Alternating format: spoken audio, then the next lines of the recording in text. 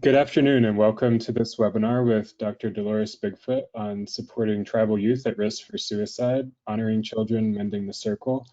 This webinar is sponsored by the Suicide Prevention Resource Center in collaboration with American Psychiatric Association. At the end of today's presentation, there will be a Q&A period where the audience may submit questions to the speaker. Before Dr. Bigfoot begins the presentation, there are just a few housekeeping items I'd like to go over. Next slide.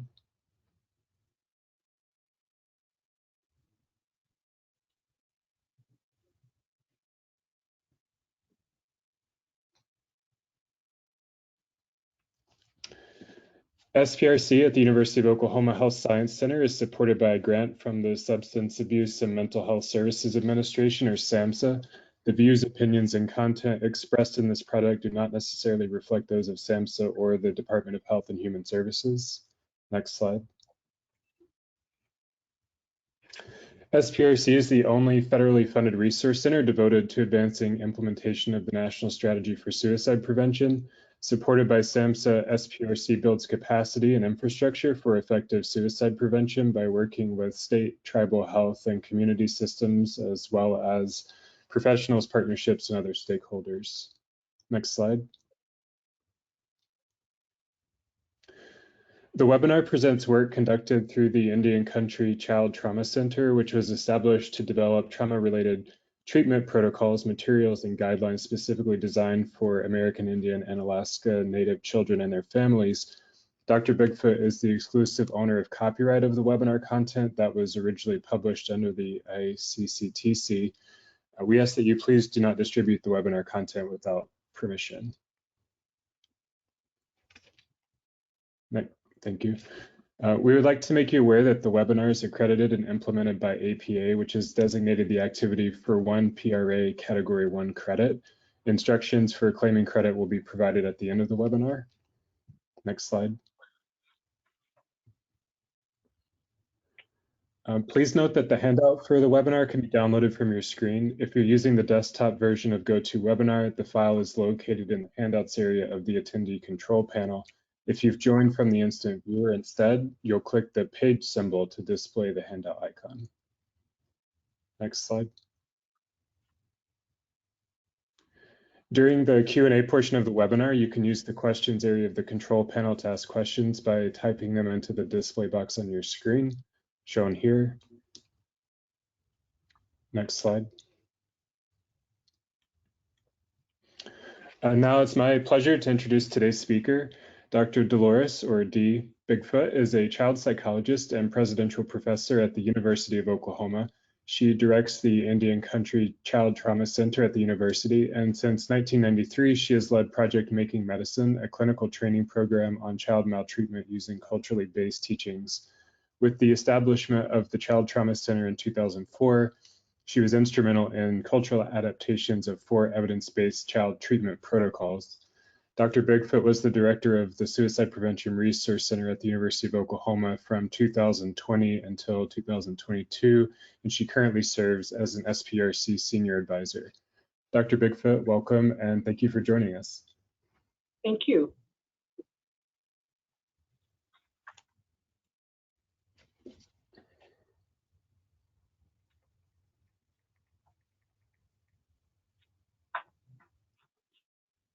We always want to do a land acknowledgement, because the land acknowledgement is about not only our presence in terms of where we're individually located, but it's also an acknowledgement of that this should be a safe place, that this should be a protected space, that this should be an arena where we can have hard discussions and difficult discussions.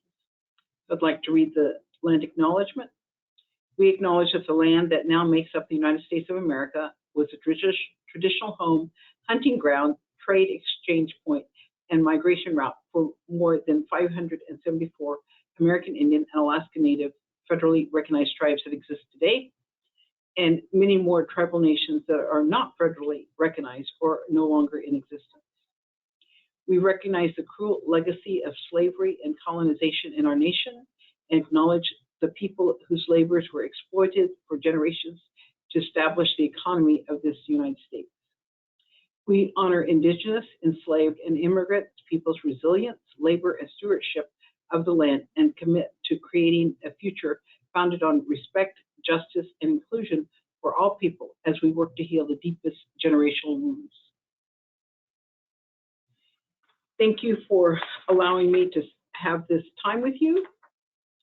What I'm going to do is give you a little bit of background of myself, an overview, a brief overview, since we only have 60 minutes to talk about treating childhood trauma within a cultural context, and then available for questions.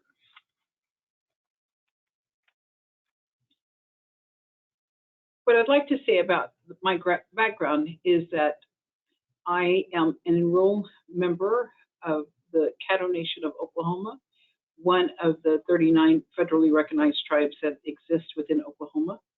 Oklahoma is home to the 39 tribes. However, 37 of those tribes were removed into Oklahoma, and Oklahoma is not their historical lands. I am a daughter, mother, grandmother, I'm an elder, I'm a storyteller, I'm a faith keeper. I also want to recognize that I was fortunate, and for many of our tribal communities, we were raised in a community of not only one generation or two generations, but 3 and sometimes 4 generations within the home. I was fortunate to be raised in a home where my great-grandmother lived with us and helped me establish my own cultural, spiritual, and professional identity. And that it is through this grounding, including my professional identity, that I seek balance. So that balance is that mental wellness. And what we know is that when we have increased suicide protective factors, that we have individuals that feel like they're part of the community. And so it's these protective factors of a sense of identity, connectiveness, and belonging that was certainly part of my background. And so being in a culturally based family with these several generations provided me with a sense of identity, connectiveness, and belonging.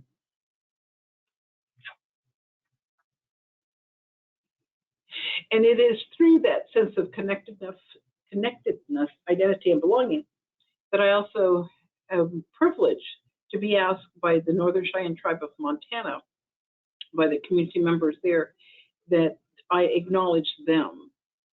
And I've been fortunate to raise my children and have them have that sense of identity too. They are enrolled members at Northern Cheyenne and have that same connectedness, that same identity, and that same belonging. So by acknowledging them and acknowledging the fact that they know who they are as Cheyenne people, that's very critical. So as we think about Native children having that sense of belonging, having that sense of identity, having that sense of connectiveness is part of that inclusiveness of community.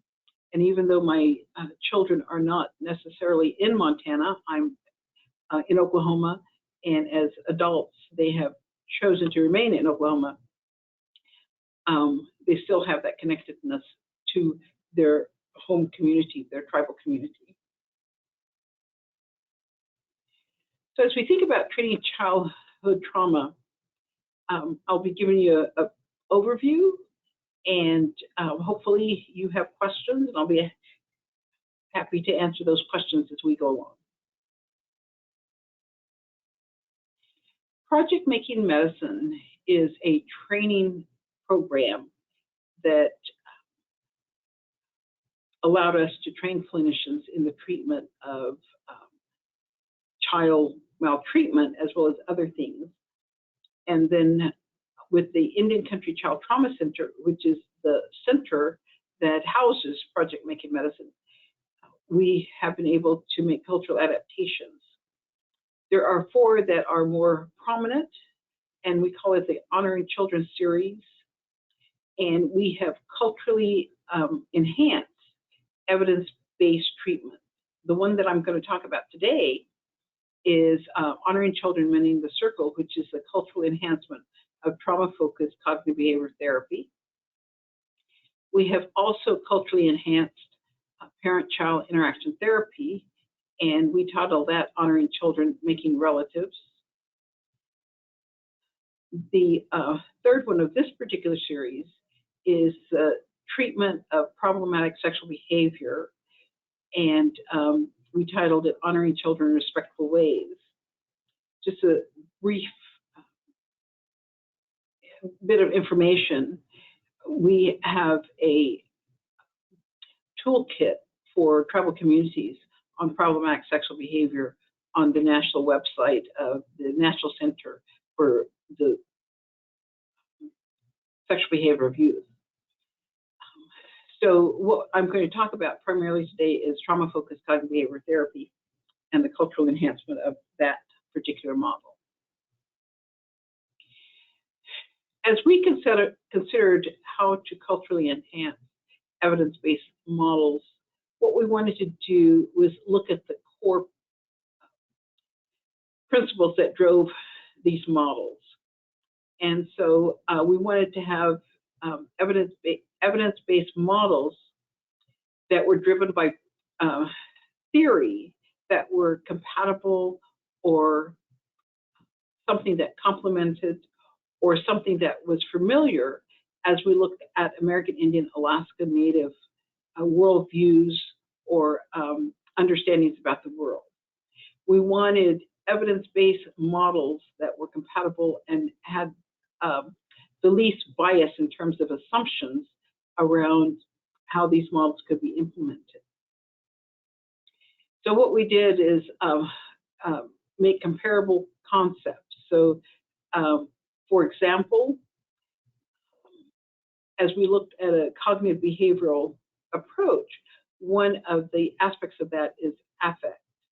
And so we can look at expressions of feelings can be recognized by certain ceremonies that tribal communities have. And one such ceremony is well established in our certain tribal communities is wiping of the tears. Another concept is child-centered attentiveness, and that can be recognized by the concept of children being the center of the circle in our cultural teachings, in our cultural ways, in our beliefs about children. We also wanted to identify cultural practices that were therapeutic. And there are many things that we saw as therapeutic, and what we wanted to do is to bring those particular practices that could replace or be used in collaboration with evidence-based practice. So, for example, we know that in evidence-based practice, relaxation is very a principle, and along with relaxation is that sense of grounding, that sense of mindfulness. So as we looked at culturally based practice, smudging is very therapeutic. It can be grounding, it can be relaxation, it can be an understanding of involving all the senses. So identifying cultural-based practices that were therapeutic is an important part. The other aspect of this is that we really wanted to maintain fidelity. We wanted to maintain fidelity to the evidence-based structure and implementation for effectiveness, because we didn't want to do something that would shift what would be an effective outcome. We have a lot of our tribal communities have been experimented on, or a lot of things have been implemented that did not show or did not have evidence that was helpful. And we certainly wanted to make sure that the model that we were implementing, or models that we were implementing had fidelity and that we could maintain that fidelity. It's really important that we involve families, and especially with all the models that we use that were evidence-based, family involvement was critical. So that was another aspect. And so determining what level of cultural integration was desired by a particular family was important. And then in terms of supporting therapists, what we wanted to do is have them work with cultural teachers, cultural liaison, cultural experts to better understand the customs, traditions, stories, and symbols relevant to those particular indigenous communities that they were working with or within their geographic area, because there may be more than one or two. So as we looked at the evidence-based models and what theories drove those models, we're going to take trauma-focused cognitive behavioral therapy as an example. And then we wanted to look at what were the indigenous knowledge, what was the practices that were there that would be compatible with those models or the theories that drove the evidence-based practice.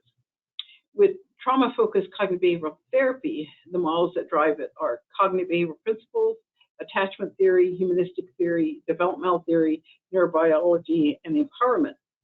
So as we think about those and we consider our indigenous knowledge, well, thinking has always been a part of our indigenous world anyway, so that's not a new concept.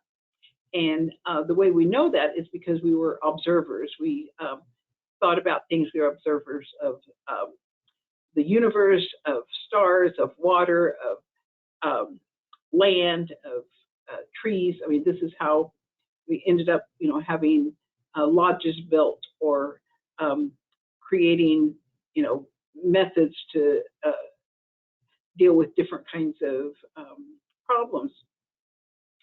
And also, as we think about behavioral principles, early on, generations, hundreds of generations ago, the thing that our tribal communities were doing were using birds of prey to capture, rodents and other kinds of things for food.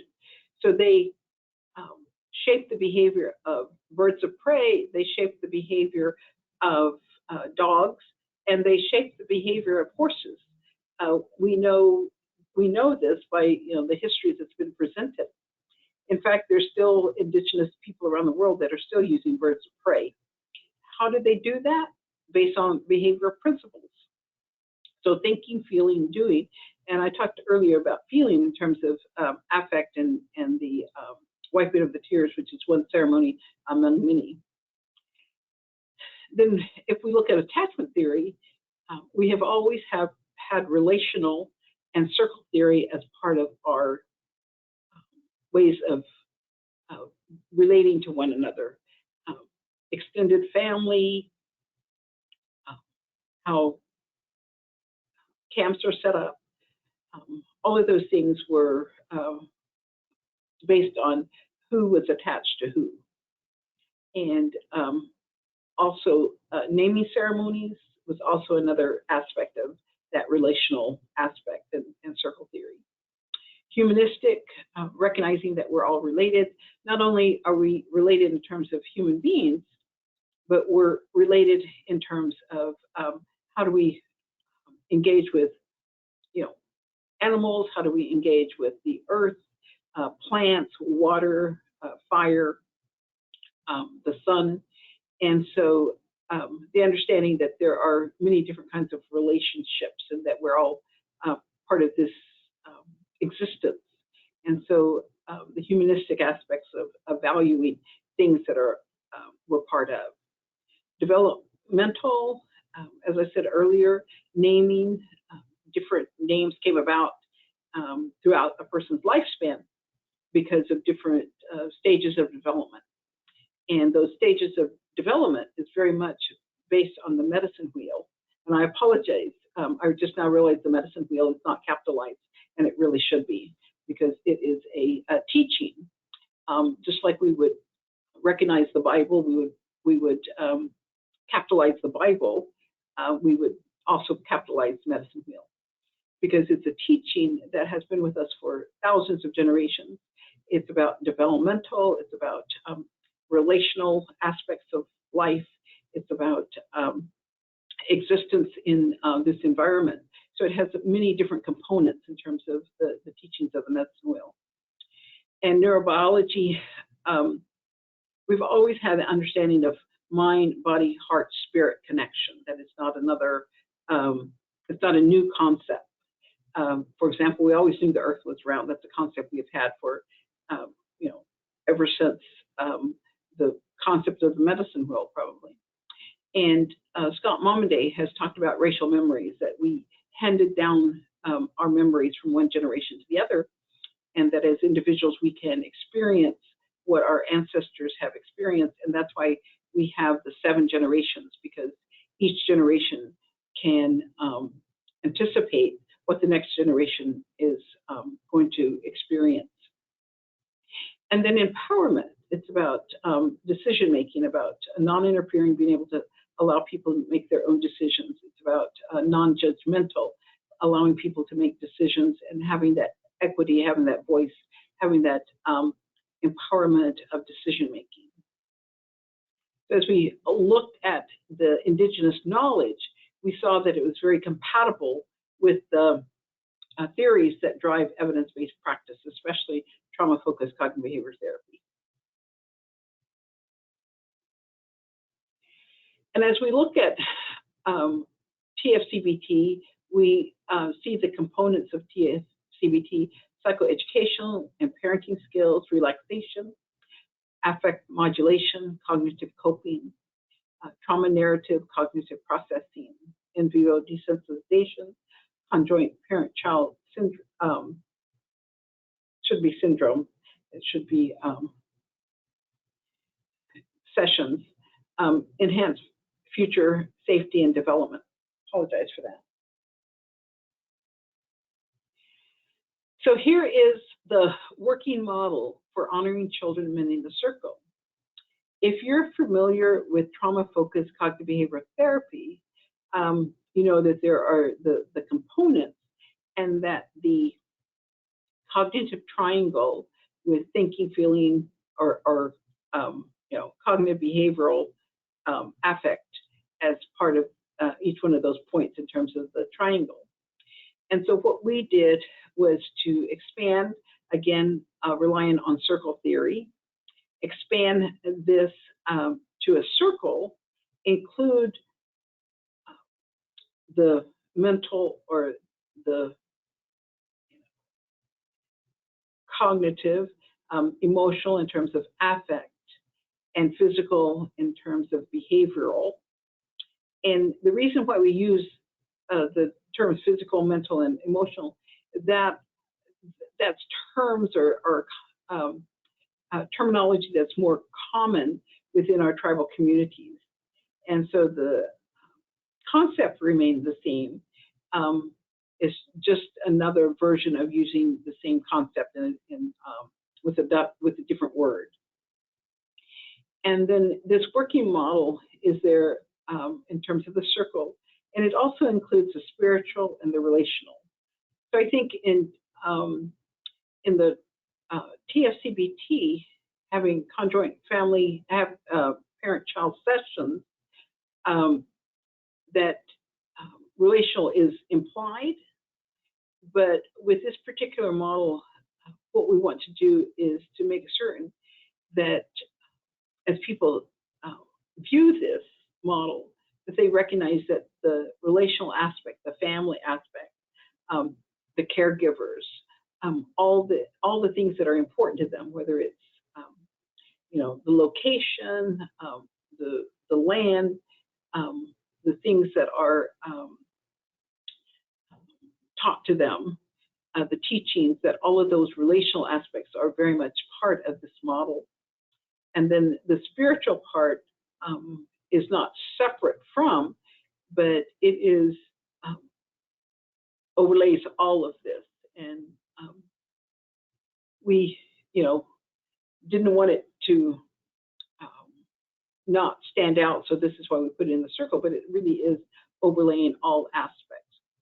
So as we work within the model of honoring children, mending the circle, what we want to do is make certain that we're addressing each one of these aspects within the content of the TFCBT components.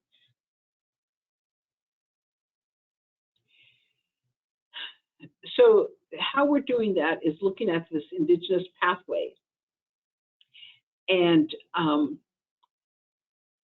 as we train clinicians and we work with them, part of the implementation is that we train clinicians in the model, and then we provide weekly phone consultation with them as they implement the model in their respective communities.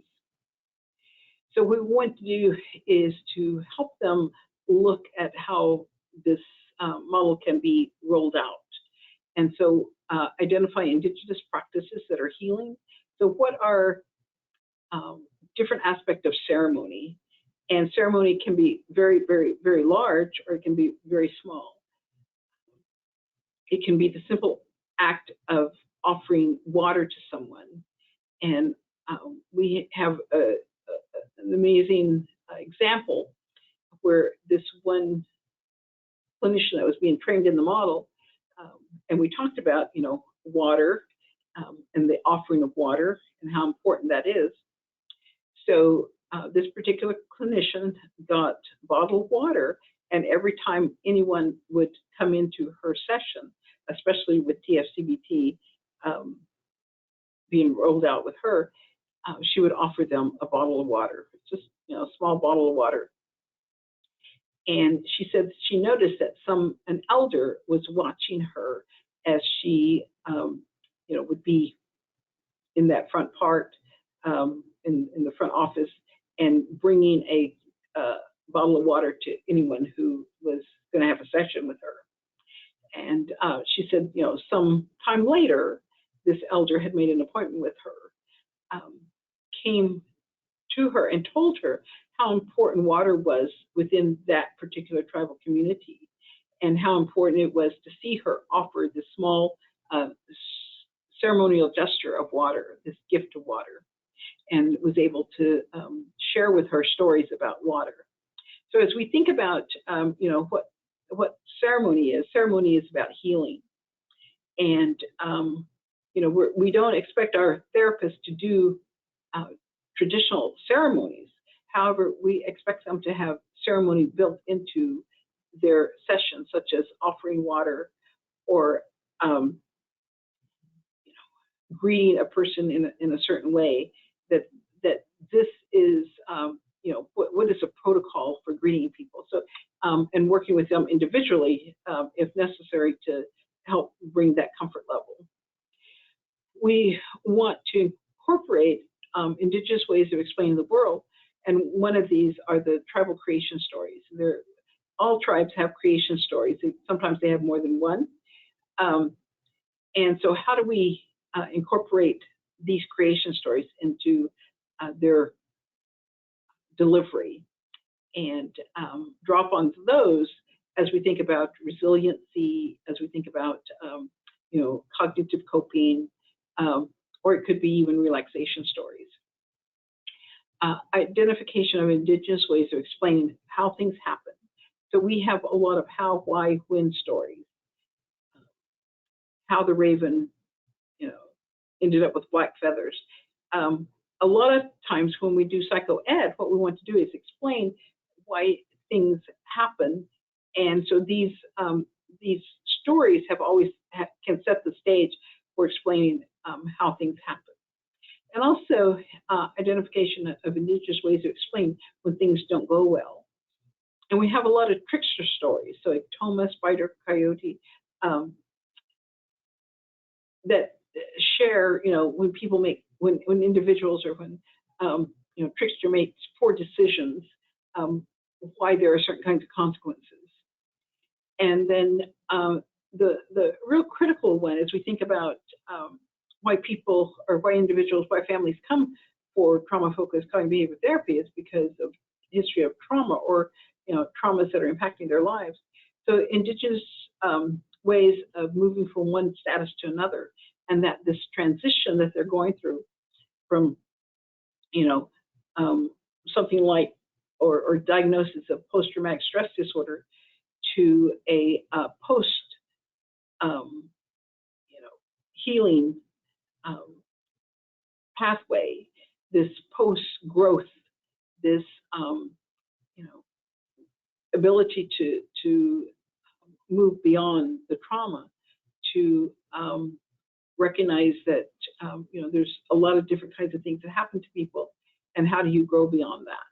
So this transition period, there's all different kinds of transition recognition within our tribal communities.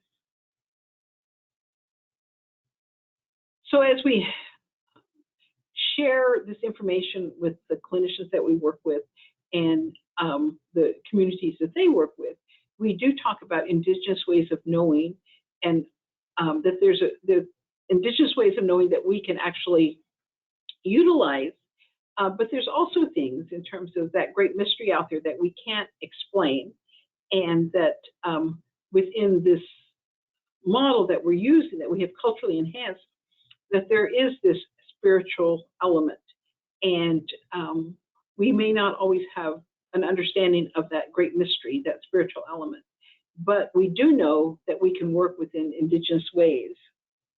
And so those indigenous ways are useful in defining, what might be concepts that we take for granted in a more dominant profession or the dominant culture. So, for example, when we think about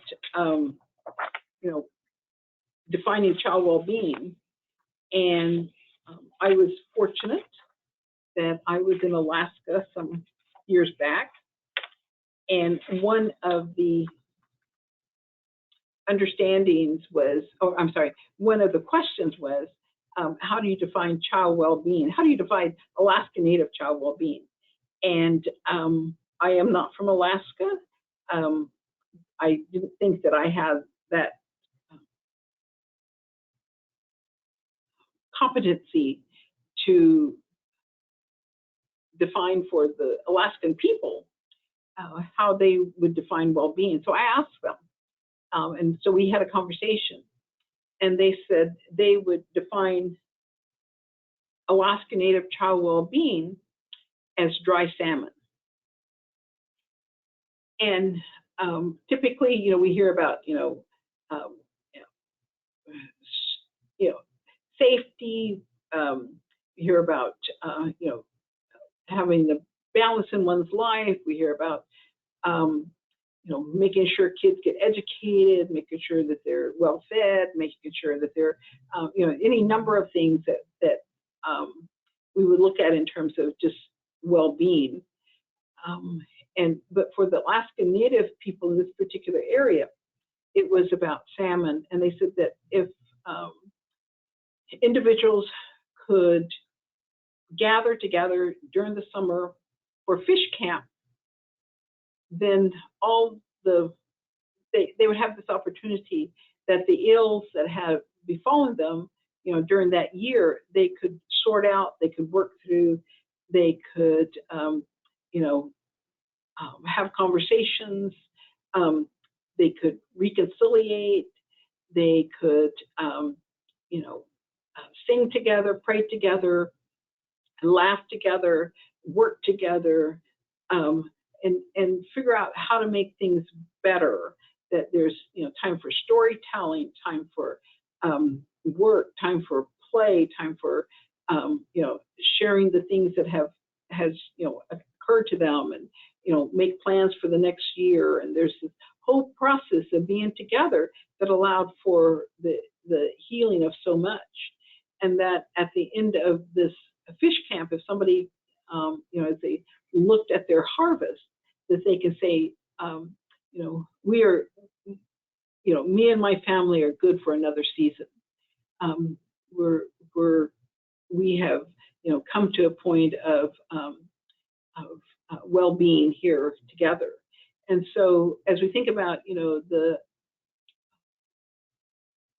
cultural understandings that community brings, the cultural understandings that families bring, that it is really around, what they know and how they define things. So being able to recognize this opportunity to not think things in a more linear fashion, but think things in terms of this circle and this the wealth of knowledge that our tribal communities bring. I'm giving you a very brief overview of the information that we share in our training. We have a training manual, we have handouts, we present the information with the components of TFCBT, psychoeducation, parenting, relaxation, affect regulation, cognitive coping. So we present those concepts and then have different cultural activities or different cultural presentations that we bring in. And so one of the cultural presentation, cultural activities that we have is a native healing worksheet. So this is a worksheet. We have a couple of examples of this. And we have the clinicians in training work on a healing practice that they're familiar with within their tribal communities that they are working with. So for example, singing a goodbye song after a family member passes away. And I think the thing that we can recognize is that, like I said earlier, a lot of things are therapeutic, and it doesn't necessarily have to occur within the setting of the therapeutic session within a clinic with just a therapist and the child. That recognizing there are a lot of things that are therapeutic that communities can engage in and have been able to engage in. And so this is just one example as we think about a ceremony that has occurred. So singing of a song after a family member has passed away. And so there's the activity. The purpose is to help family members say goodbye to the deceased family member and to recognize the family member's spirit is on a new journey. The other part of this is that sometimes, after this goodbye song, maybe the individual, that the particular culture may have beliefs and practices around the person's name, how soon the burial, the type of service, the sharing of gifts with others. I mean, so there might be other kinds of things that are surrounding this. But as we look at one aspect of it, it may be this particular opportunity to recognize what an individual may encounter and how we can use it therapeutically. So the singing of the goodbye song, giving permission for the journey that the spirit is started going forward into this next phase of this, recognizing that this is in process. And also very critical is the knowledge that this is a transition period for everyone. That it's not only a transition period for the person that has died, but it's a transition period for all the relatives, all the friends. The individual was important in different ways. So, how do we manage this transition period? Giving permission to mourn. So this is a lot around, the goodbye songs are around mourning and recognizing that loss. When you have all these different individuals that are part of this event, then it provides that supportive structure for mourning that, it's not only permission to, but it's also who is around that people can turn to, and who can they lean on. And a lot of times individuals may come up and stand with someone, recognizing that they can be supportive.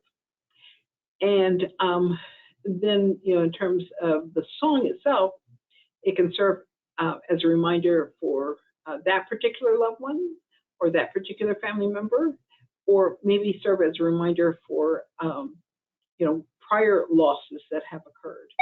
And so, excuse me,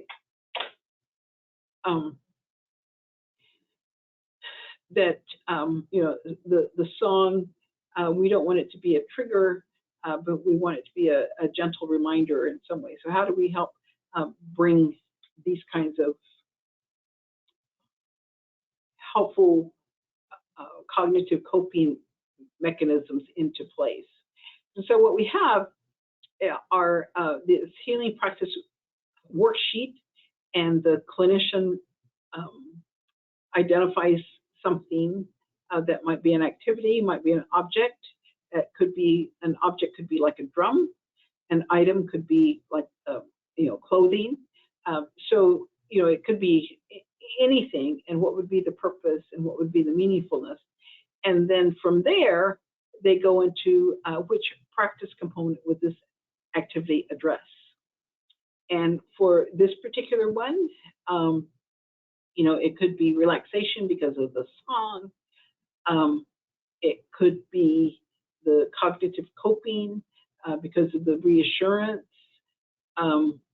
It could be also just the cognitive processing, just being in that supportive structure. So the healing practice worksheet is really helpful because a lot of times clinicians say, well, yeah, this is what a lot of family members practice. So, for example, a giveaway or a giveaway ceremony, or some other kind of gathering, and so they're able to incorporate that into what would be therapeutic.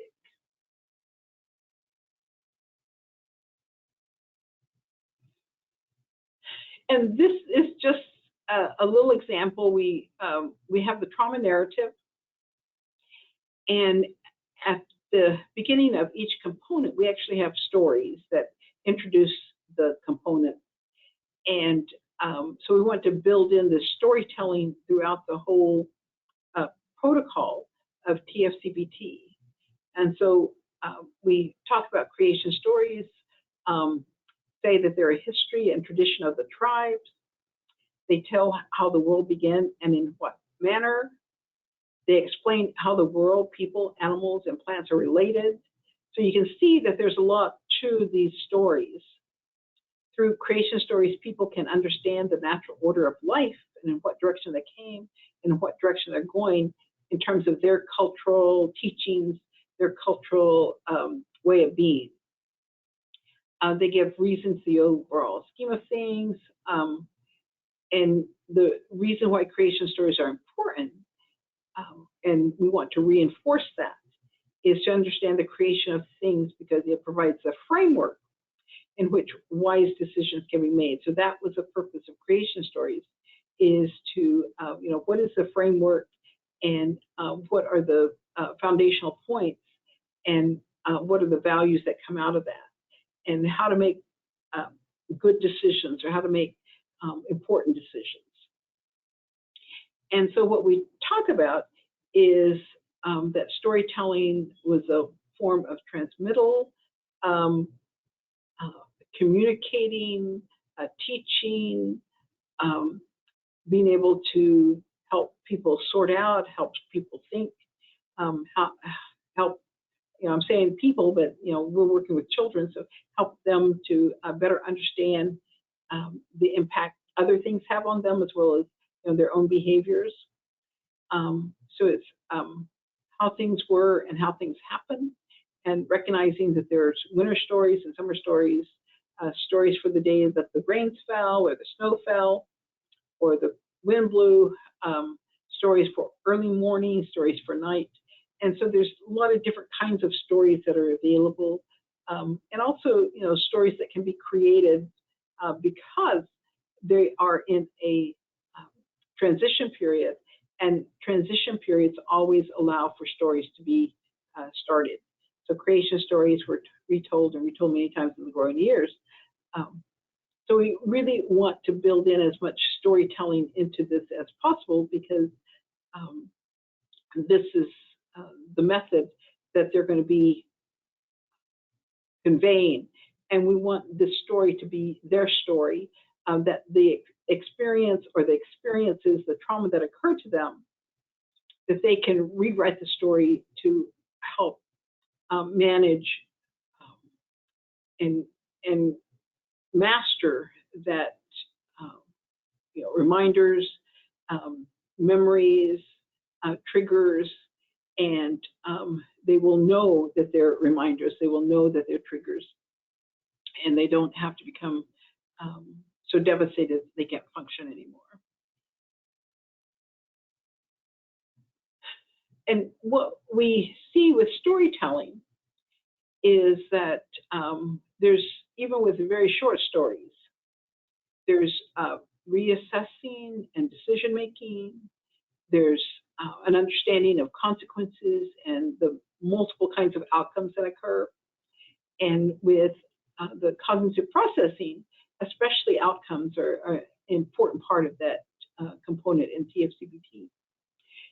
Explanations about behavior or behaviors, and we get a lot of kids say, why did they do that? Why did they do that? Why did this happen? And so storytelling is a great way of explaining about different kinds of behaviors, character and attributes,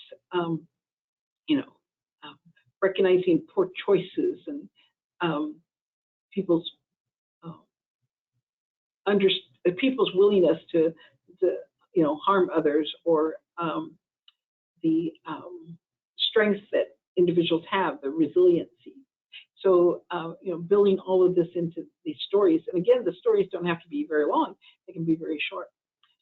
Values and beliefs, especially the suffering and sorrow, that, kids want to know who else has experienced this. And there's a lot of shame around, when they think that it's their fault. So understanding how these situations come to be and who has responsibility. So maintaining a self-sufficiency, so we want to build that resiliency in terms of grounding and growing from that. So that post-traumatic growth, and how individuals can benefit from understanding their place in the world and understanding how they can ground themselves. Understanding even with reshaping their own identity, and helping with that sense of belonging and connectiveness. So do we have any questions?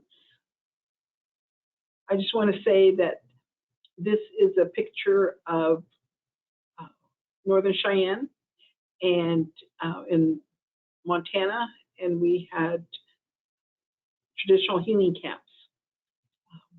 And I don't know if this is a particular picture of that, but we certainly had camps that look like this. Any questions or comments? Thank you for that presentation. So I just wanted to remind the audience, as you move into the Q&A portion of the webinar, you can use the questions area of your control panel to type in a question. Dr. Bigfoot, one question we got says that I work at the JED Foundation directly with colleges and universities on things like equitable implementation of mental health services. Out of all the fantastic information you provided, are there major things you would highlight for college counseling staff that we work with as they support their tribal students?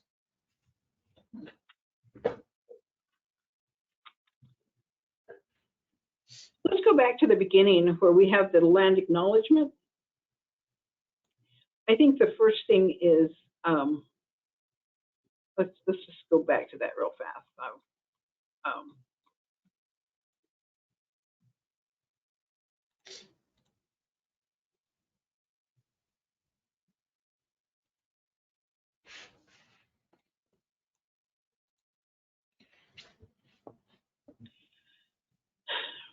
I think just initially, especially any location needs to be aware of who existed there prior, and you know who are the indigenous people that are there currently.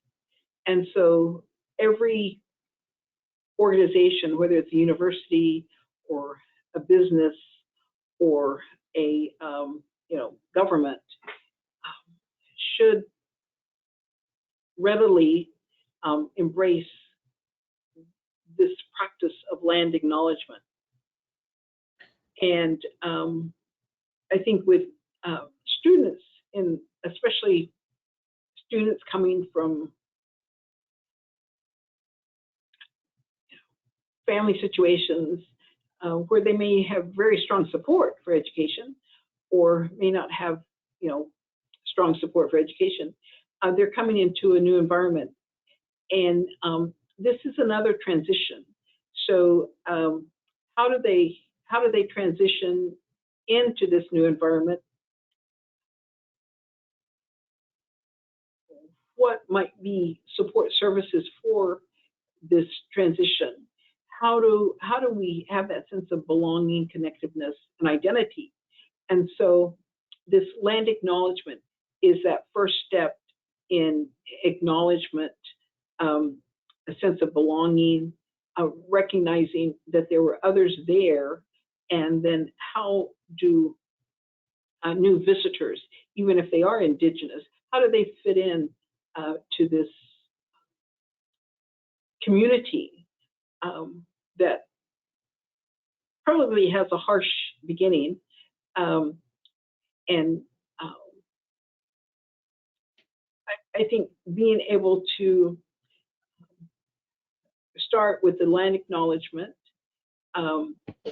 because that allows for students to recognize that there are others that were there. How do you build that sense of identity? Again, with the indigenous nations, who can invite people in? And so when we have land acknowledgement, it's about protection, it's about safety, it's about invitation, it's about not creating harm, it's about welcome. Initially, many tribes, when a visitor came, they were sung in, and songs were very much a part of visiting. And then when they left, they were sung out. So is that, if you think about it, we do that quite naturally with infants. We sing them to sleep. We sing them awake. We have this sing-song voice that we I certainly do, maybe not everybody, but it's a common thing, I think, for many people to have this different kind of way of interacting with infants. And it's the same kind of, not necessarily tone of voice, but it's the same kind of heartfelt desire to have this welcome, to have this sense of protectiveness, the sense of embracing.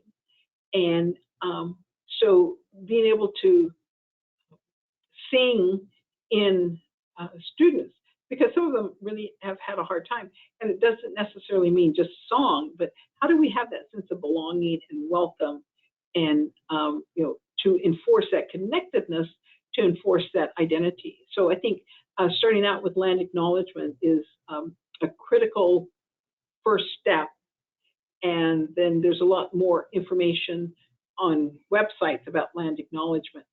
And what does it mean to belong in a space that may have a history of hostility? And how do we bring in that, equity, inclusion, justice, diversity, because many universities are desirous for that. So that first thing is that land acknowledgement. I hope this makes sense. Please let me know if that doesn't clarify things for you. Sure. I think that comment, Dr. Bigfoot, touches on this issue of recognizing that tribes are not all one and the same. They share some common histories, but they're also unique in different ways. And so this land acknowledgement kind of touches on that point, recognizing that tribes have different lands. And I was wondering if you could talk also about how you would customize an honoring the children intervention for different tribes. I understand it was developed, as a general framework, but how might you think about adapting the intervention for a tribe that might be new or unfamiliar to a person learning about the intervention? Well, I think it's probably easier than what you think, because the way that we consider this is that these are concepts that can be adapted, or I shouldn't say adapted, can be recognized in all of our cultural teaching. So there's something about the physical, there's something about the emotional, there's something about the mental, relational, and spiritual.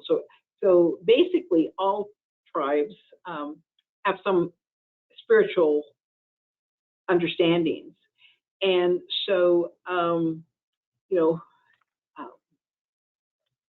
I myself probably would not, as a Caddo in landlocked Oklahoma, would not necessarily see salmon as a means of child well-being. So looking at Alaska, what would be those creation stories about the things that are around them that would be meaningful to them? What are their stories? What are their concepts about mental well-being or mental balance? How do they describe emotional or affect? So it really is looking locally, and the thing that comes, there are certain things that are common, or I shouldn't say consistent, I shouldn't say common, certain things that are consistent. So most tribes have creation stories, and those creation stories are varied in different ways. So clinicians can pull on those creation stories, and for the most part, all tribes have one or more creation stories on their websites. So it's not hard to find, how they came to be, what their belief systems are. So a lot of times the local tribe will have that information readily available on websites, or at community colleges, or something that's locally grown. And pulling from their creation stories or their history allows you to customize whatever it might be. So, for example, some tribes use tobacco as an offering, whereas other tribes might use some other kind of plant.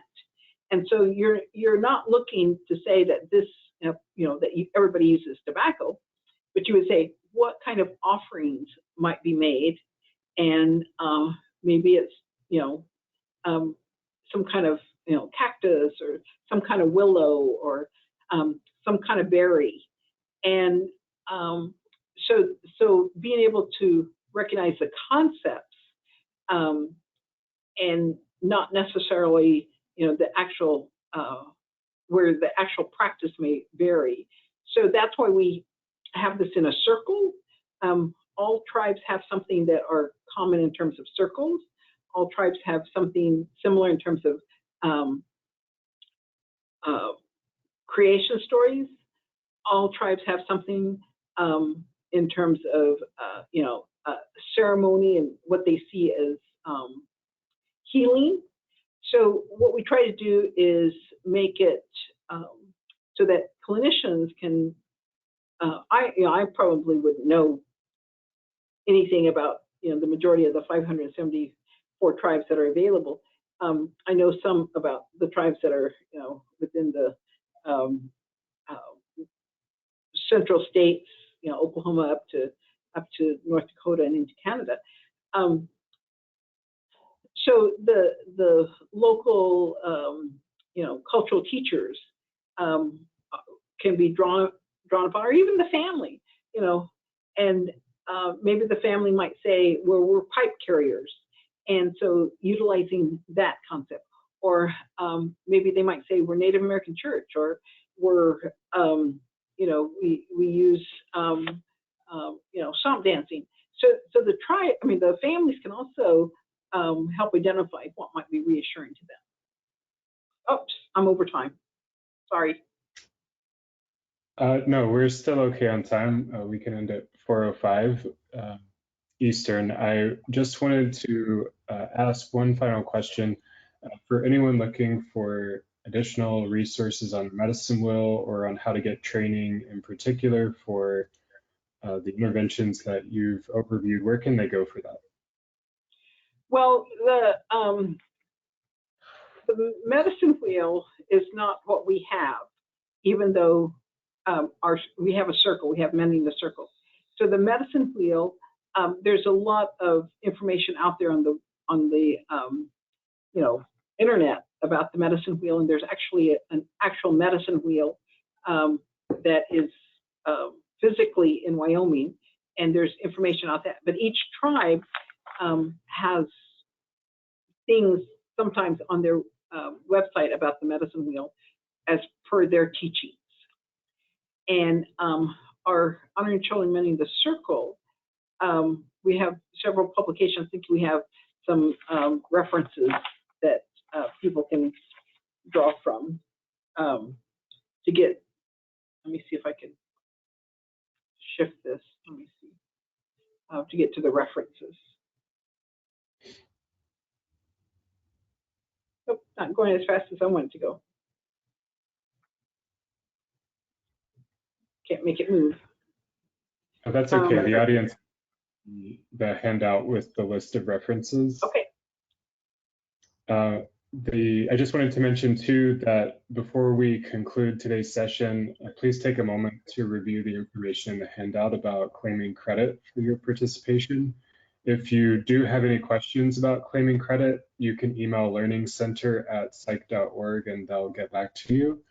And Dr. Bigfoot, thank you so much for your time. We also appreciate all the participants who attended today. And I wanted to also let everyone know that we have another upcoming webinar that will focus on cognitive behavioral therapy for suicide prevention.